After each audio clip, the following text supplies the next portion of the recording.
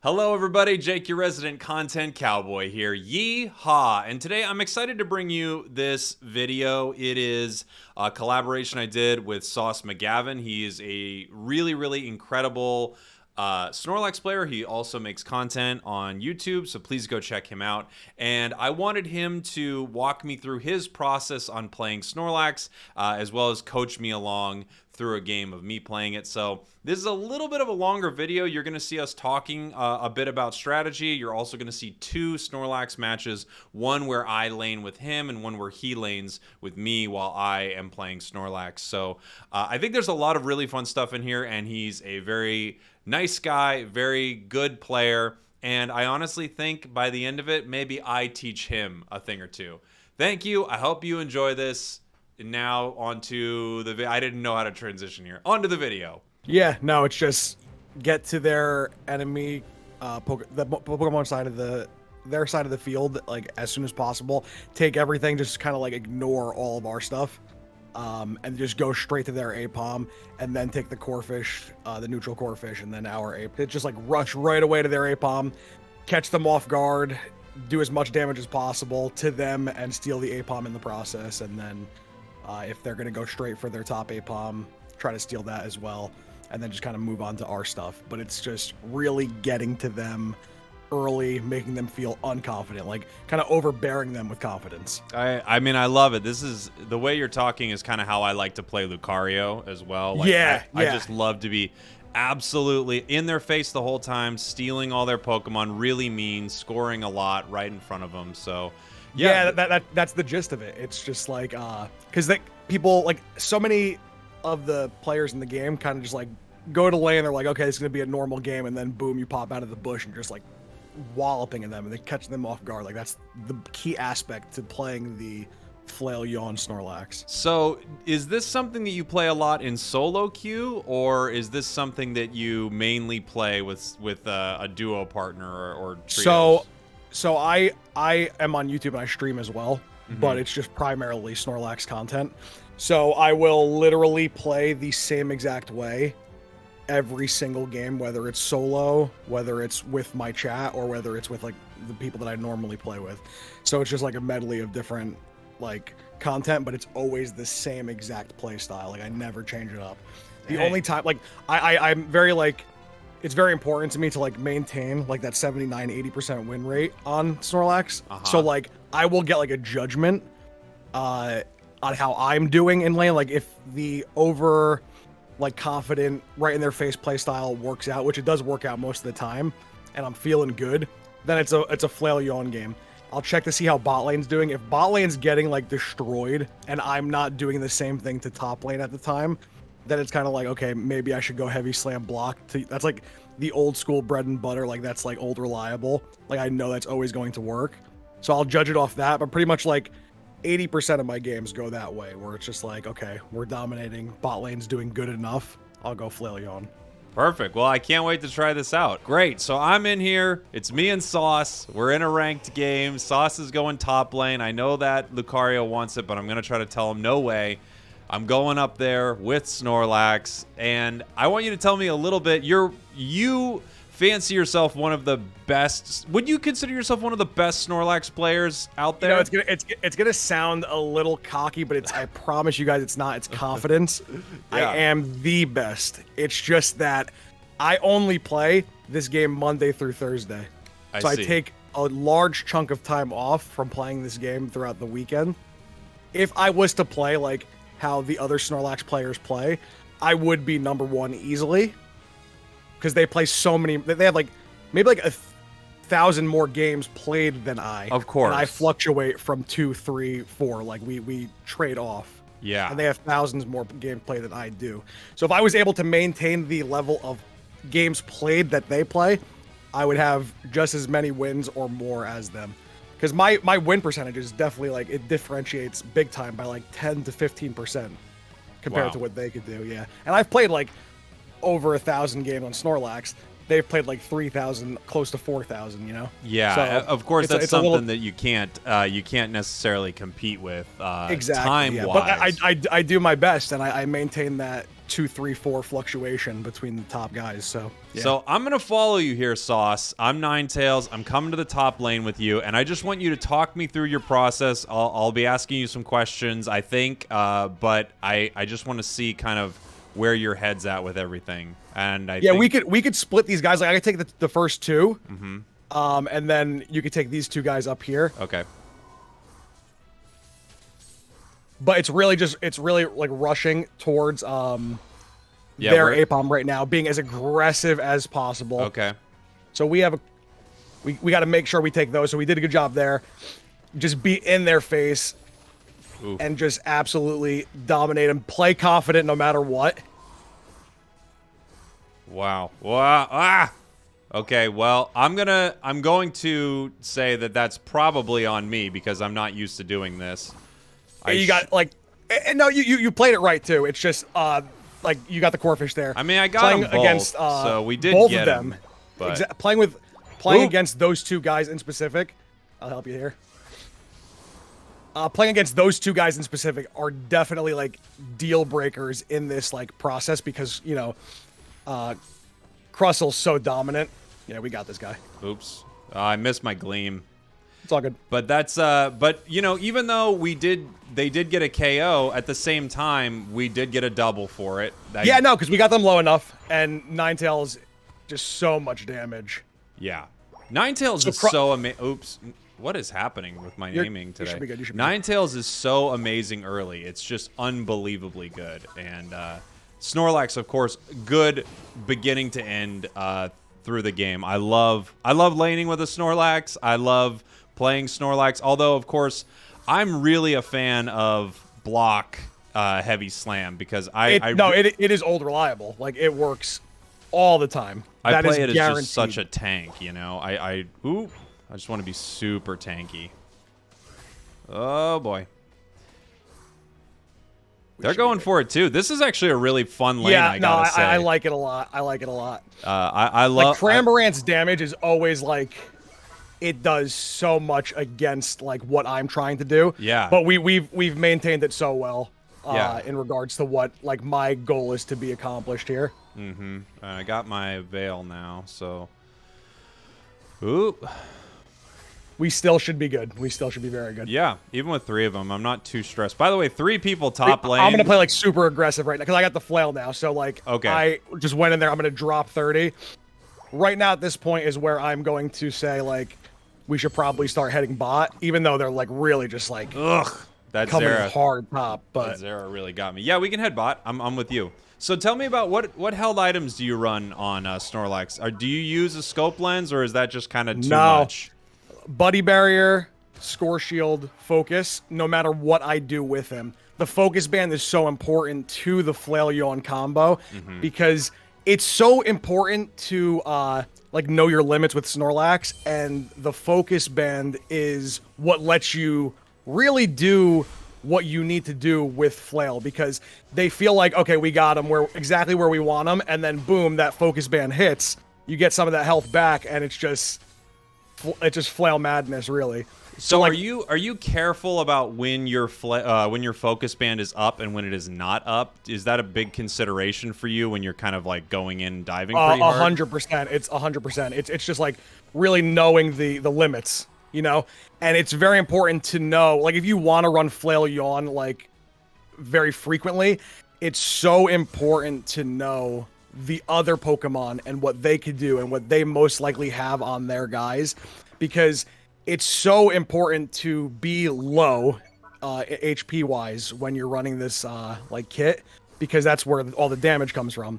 So like if you don't know what damage the enemy Pokemon is going to be doing, then you're going to find yourself in really peculiar situations and you're going to put yourself in bad situations at that. So like knowing like what this Wartortle is going to be capable of, knowing what the Wigglytuff is going to be capable of, like it's all just so important because it just doesn't work if you don't know what they're going to be able to do to you when you are low. So like I'm playing with confidence at like half HP because that's what I have to do. Like I can't do anything otherwise because like I know that they're not going to kill me. Like I know that for a fact. So I'm very comfortable being at half HP so I could do the most possible damage that we possibly can in that fight. Now, do you find that you because you're playing at such low HP, do you find that you're often baiting people into situations that they really just didn't expect was going to be this bad for them? Is that that is literally the gist of like playing this way. Yeah. You can't play it any other way. You have to know exactly what you can get away with, and exactly what you can't. Otherwise, you'll find yourself like dying very often. Right. That makes sense. And yeah, tell me about your Unite. When is it time to Unite for you?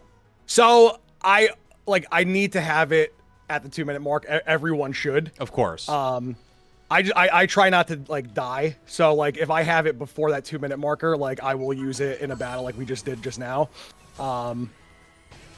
Like I just destroyed that Zera Aura, and he probably didn't see it coming, but the focus band popped for me, so it was just very easy for me to like do what I had to do against him. Sure. But I will use the Unite move at any time, like more so like if my teammate's in trouble. Like if we're in a team fight and I see you low, like I'll pop it to give you the shield just so we can like win the fight. Right. But I always make sure to have it at that 2-minute marker just for whether we're winning, dominating, losing, like just for that Zapdos. It's just so important. Yeah, that makes sense. So it's a lot of like the same playstyle that you would normally play. It's just more so being confident when you're low, and just obviously like what I said before, knowing the limits of yourself and knowing what the enemy could do at their level, the damage output that they're going to be having. Tell me about positioning and getting Snorlax in close to make sure that you can do all the damage. One of the issues I had when I was playing around with the Flail build was I felt that it was really hard to get where I needed to be, basically. I was just kind of far away from the enemies, and I guess the way you're playing, you're kind of drawing them in because they think they're going to KO you. Is that mainly where you're getting, I guess? Yeah, and like I'll eye up team fights because I'm trying to like be at half HP pretty much every single fight. And it's just like it's knowing when to come in and having a lot of faith like in your teammates, because if it's a fight that you guys just shouldn't be in, then it's probably not going to work. Yeah. But like you could do so much. Like at Flail Plus, you should be confident to do whatever you want to do because the HP that you receive back from it, it's just so much. Now, tell me about as I was thinking about this, I was thinking we mentioned it a little earlier that you have kind of a little bit of a rule for when you head over to heavy slam block. You kind of go, oh, my lane's getting destroyed down here. This is not a Flail match. Basically. Yeah, so like it's very important for me to maintain the win percentage that I have. So like if we are doing well top lane, like it started off rough early, right? Like we got beat at that APOM, but you got that double kill. We came back. I was just confident the whole entire time. Bot lane was doing well too, so you know it was just safe for me to go Flail Yawn. If we're like neck and neck with them level wise, if I don't have like a level advantage and bot lane's not doing as well as I'd like for them to be doing, then I will go heavy slam block because, as you said before, like it's just the bread and butter of Snorlax. Like you can get so much done. Yeah, and when you're using your yawns, what is the thought process here? Like, how do you set these up perfectly? The squishiest Pokemon I'm going for every time, and unless it's like a situation where Good steal. That was beautiful. Yeah, I was waiting for it. I saw that they were really just kind of going in there. I thought, all right, I'm gonna hang out on the side here. So like, yeah. So if it's a team fight, I'm trying to get as many as possible. If they surrender, that's beautiful. Yeah. If it's like two guys, I'm going for the squishier guy, unless it's like a very fed Crustle to where like it's going to put you in danger. So Sure. it's situational, but like I'm always trying to get the damage doer out first because you yawn them, they're done for a long time, right? Yeah. And you could really just like slam. Like, but by time if you're with two people, like if it's me and you, Ninetales, that is like a extreme damage doer, like just so much pop quickly. The mixture between that and Flail, like the Pokemon you yawn is going to get knocked out very quickly. Like probably by the time the yawn actually, like the yawn effect ends, that Pokemon's done. But like if I see you in a tough situation against a Crustle, I'm going to yawn the Crustle just to get out. So it's very situational based. Sure. But if it's like a team fight, trying to get as many as possible or the highest damage doer at that time. Yeah, so you're just trying to, I mean, mostly what we're trying to do in this game is when you're in these team fights, of course, is isolate the carries and get rid of them so that your team's carries are alive, their team's carries are gone, and from there you can clean up sort of, the Crustles and Snorlax's Blissies of the team. Great. Well, that was really fun. And what I'd like to do now, Sauce, we're gonna head over. I'm gonna run Snorlax. I don't know who you'd like to run with me, but I'm pretty ignorant to how to play this build well, so please coach me along as we go. Out of curiosity, have you run into issues with items again? I've got score focus buddy, but you do muscle focus buddy, right? No. I did this score focus buddy. Oh, score focus buddy. No matter what way I go, I go it that way. Great. And I'm an idiot. I lost my train of thought. Okay. Oh, no, I remember what I was going to ask you. So, obviously, I'm sure you've seen this meta evolving a little bit. Not so much in solo and, even 5-man queues, but in tournaments and such, you've seen sort of the 1-1-3 meta. Yeah. And I don't think it's, right now, I'm not sold on it being amazing, but it is a tough lane to deal with. I've definitely been, 2 people in a 3-person lane. How do you play that as Snorlax? Let's say, I know you often go top, but let's say for whatever reason, you're going bottom with, one person, you're with a Wiggly or an Alolan Ninetales or something, and it's a 3-enemy lane there. How would you play that? I actually think Snorlax is like one of the best Pokemon to go up against that, because tackle early does so much damage, and if they're like clustered up, you can hit all 3 of them. So like I won't play as aggressive, like I won't have like my foot on the gas pedal the entire time, but like if they're clustered, I'm going in for it, because depending on like who I'm laning with, if I get like a 3-man tackle, it does a great amount of damage. They all get like knocked back for a little bit. And I just have faith in my my lane partner, and I think that Snorlax is like probably one of, if not the best guys to go up against that 3v2 situation. Okay, so we're attacking these and we're just running. Yeah, just make a mad dash straight for the enemy Ape-Bomb. Okay. Squirtle's another one where it's just like very it's a very tough situation, but we're going against a Ralt, which I like. Keep playing confident. Keep playing confident. Ooh, I went to sleep instead. All good. I can't tell if when you say confident, do you mean confidently fall asleep in front of them, Sauce? Is that? It's very much so. Just like keep doing that damage. Like just have faith in yourself. Like you're gonna be able to destroy him with that tackle. Like there's no doubt about it. Never mind. Well, yeah, you got to get the gank there. So, just keep punching him in the mouth. Yeah. That's what I'm saying. Oh, we got this Greninja here. Okay, Greninja, I'll give you a little space. Here, you can have that. Okay. Oh, bees are here. Bees are here. So even when we're dealing with 3 here, you still are pretty up in their face, still really aggressive. I am so confident. I mean, it's... Like that tackle right there, like, it's an overwhelm. It's like damage you don't expect. And that's like the best part about him. Yeah. It is a lot. And I'm seeing these moments here where I can tell if I was better at this, if I did have the confidence, if I knew the... You know when you start playing a Pokemon a lot and you just kind of get the feel of it, you get the flow of what's about to happen here. I feel this way when I play Lucario, where I'm like, yeah, I know how easily I can manipulate this battle. You think you've got me, but it's not even close. I'm going to score. I'm going to pop my score. Like, I feel like I know that. And playing this and watching you play it, I definitely feel like if I had the feel of this, I could dominate this lane a lot more. It's the same mindset that you have with your Lucario. Yeah. And like playing Snorlax has soiled my mind, because like I'll play like Ninetales like I should be playing Snorlax. Like sure. I played so much, and I play everyone the same, so I'm just so in your face. Playing other Pokemon, it makes it a lot more difficult for me, because I like play. Oh boy, getting ganked here.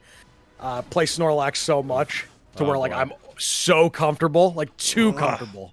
Well, as they say, fortune favors the bold, Sauce. So I mean, 100%. if you are aggressive, it definitely makes sense for the team. I'm gonna head to head to 100%. Dread. Did you hit Flail yet or no? No, I'm close. I'm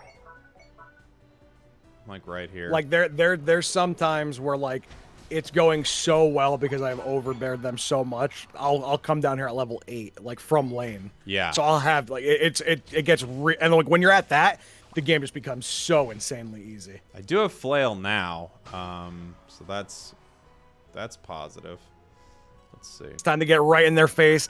It's time to dominate. You got this. Okay. I can't wait to immediately get KO'd. Oh, that's a great time, confidence. obviously, for our team to Have that confidence. to grab that. Oof. Okay. I had so much confidence, Sauce, that I walked into a Psyshock. I took 2,200 damage from it. That's what I love to hear, though. That's what you gotta have that kind of confidence. You're saying, you know what? You're not gonna kill me, even if they kill you. Yeah. Just trick yourself. Yeah, if they kill me, it's obviously something's wrong with the game. There was a bug or something. Yeah. Don't. It's not your fault. That's the amount of confidence I have for this. We need a patch. All right. Yeah, it does need a patch. Were you excited to see the Flail Yawn patch? Or I guess Yawn didn't get buffed, but Flail did. So here's how it actually worked with me. I was heavy slam block religiously. I was like, I will never ever do Flail Yawn. It is not it. It's not the way to go.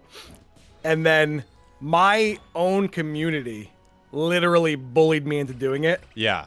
And the first like melee I had with Flail, it did so much damage and I was just hooked like at that moment. So it was just like it got buffed and I wasn't even playing it yet. So I actually came into it with the buff. Yeah. Like, I started playing it post buff. And that must have been, I mean, huge. Because obviously, it was pre-buff. I really do think it didn't feel viable at all. It felt very meme-ish, and I still think it feels kind of like a meme. Not saying it's bad necessarily, but it feels a little cheesy almost. And maybe I'm wrong about this, but tell me your thoughts on this. I feel like, let's say you were playing a Snorlax in a tournament setting with a set team, you would probably not play Flail, but I could be wrong here. No, if I'm playing like super serious, like say I go against like another streamer, right? I'm not even gonna, like, if I'm on another person's stream, I'm not trying to lose. I'm trying to like guarantee my team's victory. So I will go heavy slam block in serious situations. Sure. My community loves it so much because it is so insane. Like, where like if I'm like ahead, right, like 2 levels ahead, I'll like 3 or 4 shot like an enemy. Because I built that, right? Like I put them in that scenario and the community just loves to see that. But if we're gonna be playing like a super serious game, I'm definitely going heavy slam block. Like, it's interesting that you say that about other streamers, and I don't know enough other streamers and things like this, but I don't make any consideration for who I'm playing. In fact, I probably play worse if I know I'm playing against someone good. I don't know what that says about me, but I'm probably going to be like, I'll just do a dumb build against someone really, really good. Yeah, I'm very in tune with like who's good in this game. So like if it's someone that I know is very good, I won't even think Flail Yawn. I'll go heavy slam block. That makes sense. If say we get beat by a team, right? Say like me in the chat or me solo queue or me and my team, we get beat by a team and we play them again, and I know how their play style is. I'll go heavy slam block just to prove a point that like, you know, I can beat you if I'm playing like very seriously.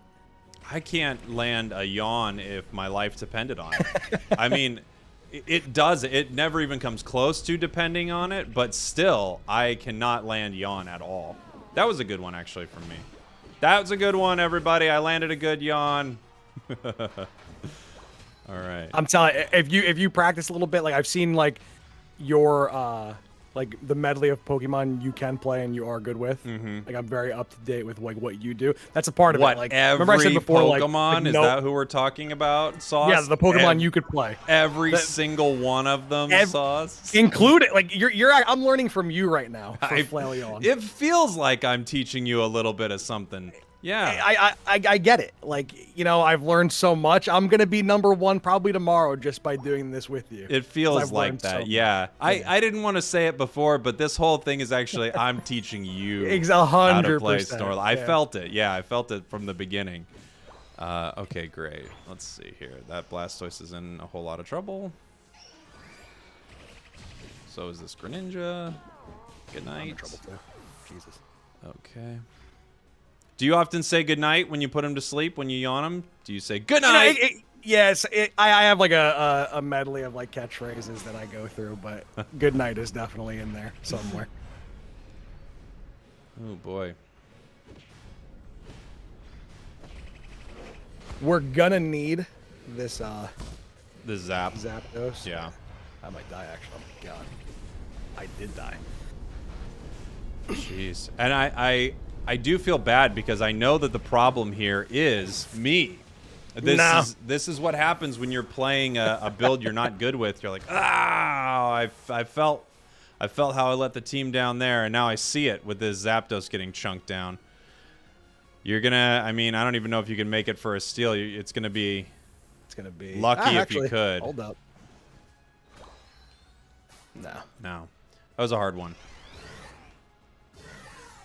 Blastoise played that very well. Wiggly put him to sleep, and I put him to sleep at the same time. He was really tired. That Blastoise got really tired. He was groggy. Yeah. Blastoise, like him getting put into the game really put like a damper on the Flail Yawn, because like Blastoise at this very moment is so perfect. He's too perfect. He's so, like, considerably it overpowered. tough. I mean, it's pretty unbelievable how good he is. I think, you know, solo queue, if I was going to play anyone solo queue, it's Blastoise for sure. Blastoise is the best person solo. I mean, it's kind of the best person in the game in general, but yeah, no, I have him at my #1 for sure. Yeah. That was really fun, man. I'm telling you, if you just put a little bit of practice on it, yes, you will be top 3 Snorlax by the end of the month. I agree, because I will unseat you. You will be the #4. I will beat you. I mean, I really hope, Sauce, did you learn something here? Because that's really what I wanted to take away from this, was that you learned something. I'm ready to be #1. Okay, good. After playing with you, I've learned exactly what I need to tweak in my game. Yeah. Any thoughts before we leave? Like, any thoughts for people playing Snorlax? Obviously, as you talked about many times, just like uber aggressive, really in their face, really overconfident. Anything else that you think is like a big tip for people? I mentioned it like before. It's more important than like the being confident and being aggressive thing. It's knowing like what the other Pokemon's capable of. You could know like the moves, but like the bread and butter from Flail Yawn is when you're about to die. And like in a lot of my battles, like I could like pull so much like tape from like my streams where I have like what seems to be like 1 HP, but I'm like still in the thick of it, because like the just knowing what Flail Plus could do on like the return of health, right? Yeah. And knowing like what level the Pokemon I'm facing is on at the time, knowing the damage that they would be doing if they were at my level, and then kind of like mitigating some of that because they're underleveled. Like, it's just all about knowing the damage output from the enemy. If you can get that down pat, then you will have a much easier time knowing when to pick your battles. Because there's times where I'm like in a 3v1 situation with such little health, and I'll pull it out because I know what Flail Plus is going to give back to me. Yeah. And I know what they're going to be doing to me. And if you have Focus Band like ready and active, the fights are just so easy. That's it gets awesome. much easier. Well, Just the knowledge of everything else but Snorlax. Like literally, like knowing your surroundings is the key aspect to that Flail Yawn like situation. Awesome. Well, thank you so much for doing this, man. Thank you, everyone, for watching. Thank you for listening. Where can they find you, Sauce? YouTube, Sauce McGavin. I stream every Monday, Tuesday, Wednesday, Thursday, sometimes Sundays, and I'll release a video here and there the days that I'm not streaming. I'll have them loaded up. But I stream pretty much every single weekday. Awesome. Thanks again, man. It was so much fun playing with you. It was an honor. It truly was, and I've learned so much. I knew you'd learn something. Goodbye, everybody. Mwah!